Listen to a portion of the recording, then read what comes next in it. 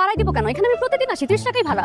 আরে বাবা, টাকা বাড়াই দেওয়ার কথা বললে এরকম ঝগড়া করেন কেন আপনারা? এই অসভ্যের মতো কথা বলতেছেন কেন? হ্যাঁ, বললে না সব ঠিক হয়ে যাবে। ওরে বাবা রে, আইসা দিতে দেন না, কত ক্ষমতা আপনার থাকবে? আপনি দিতে পারবেন, আমরা পারবো না। একটা মেয়ের সঙ্গে এভাবে কথা বলে? তুই বাবরি রাখছিস লিগা? তুই কি সাম্পানালা? তুই রিক্সাওয়ালা, তোর কত বছর চুল? এই গরমের ভিতরে বাবরি রাখছিস তুই, এই কারণে মাথা গরম তোর। বাবরি ধরে থাকলাম তোর আমি। ওরে বাবা, আইসা আরে ক্ষমতা আমার বান্ধি ধরে থাকবে। ক্ষমতা দেখতে চাইছিস না? গরিবের ক্ষমতা দেখানোর কোনো রাইট নাই। তুই যাই যা যা। জামুকে আপনার কথা জামুকে আমার কথা গেলে তুই আসানে থাকবি, আরামে থাকবি, না গেলে তাহলে যেটা কইছি ওইটাই ঘটবো কিন্তু তোর জীবনে। 34 ভিতর যা। এই ভাই, এই লোকটার সাথে এরকম ব্যবহার করতেছেন কে?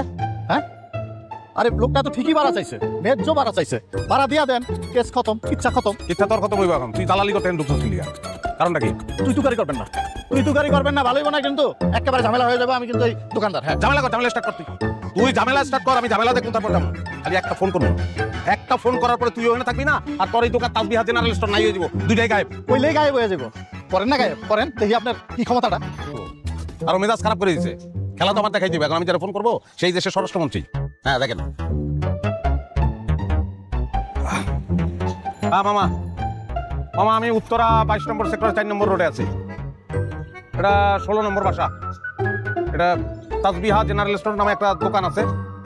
এই দোকানের দোকানদার এবং দোকান এই দুইটাই চাই। আমি থাকবো না, দোকান নাই হয়ে যাবো, আর দোকানদার জেলে থাকবো। কি করছে এটা শুনে কি করবেন? আপনার বাইকটা থ্রেট দিচ্ছে, জানে মেরে বলা যায় সেই থ্রেট। জি, একটা রিক্সাওয়ালা আছে।